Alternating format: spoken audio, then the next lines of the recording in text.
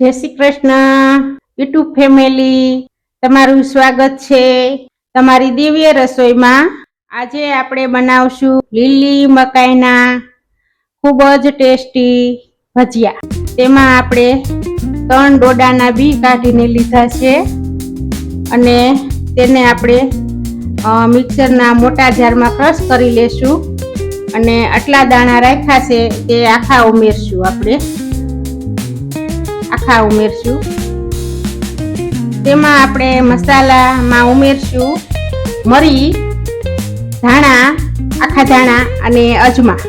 એ crush કરવાના છે અને પછી ઉમેરી દેવાના છે બેટર બનાવીએ ને ત્યારે। આપણે આવી રીતના દળ્યું છે મિક્સરમાં, મોટા જારમાં ક્રશ કર્યું છે સરસ ઝીણું।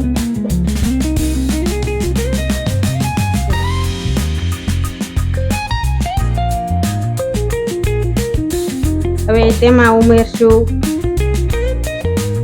આખા ધાણા, પછી મરીનો ભૂકો અને અજમા, બધું આપણે એકારે ક્રશ કરી લીધું છે।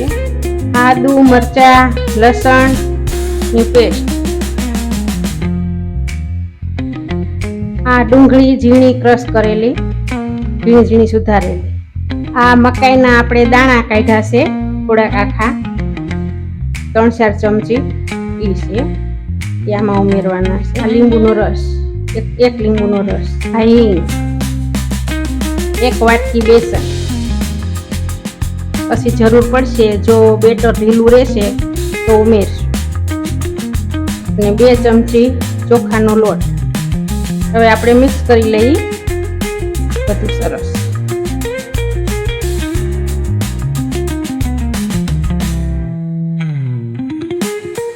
તો ઢીલું રે, આમાં પાણી તો ઉમેરવાનું જ નથી, મકાઈનું બેટર એટલું બધું ઢીલું હોય છે।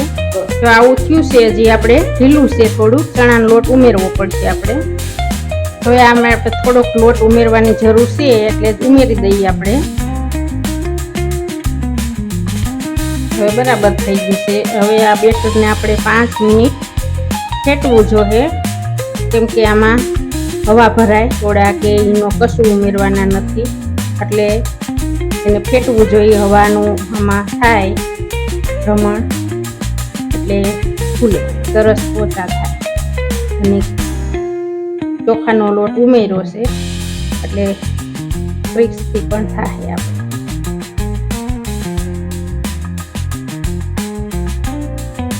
હવે તેલ આપણું આવી ગયું છે, આપણે ભજીયા મૂકીએ। નાના મૂકવાના છે, આકારની કોઈ જરૂર ન હોય આમાં, કેમ કે મકાઈના દાણા આખા છે અંદર હોતા।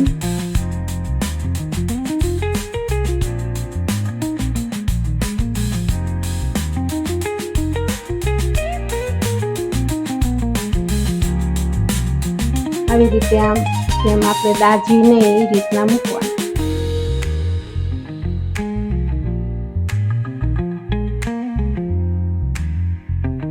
જેટલા આપણી કડાઈમાં હમાય એ પ્રમાણે મૂકવાના।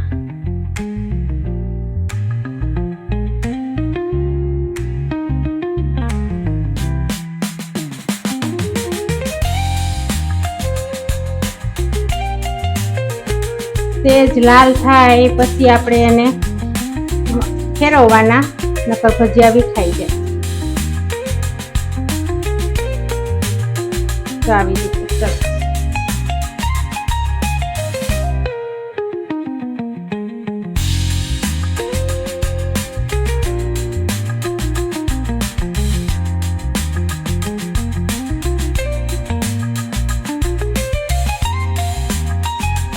તેલ આવી જાય પછી મીડિયમ રાખવાનું, એને બહુ ફૂલાઈ નહીં રાખવાનું અને ગેસ ધીમો નહીં રાખવાનો, કેમ કે આ ભજીયા તેજ લાલ થવા દેવા જોઈએ।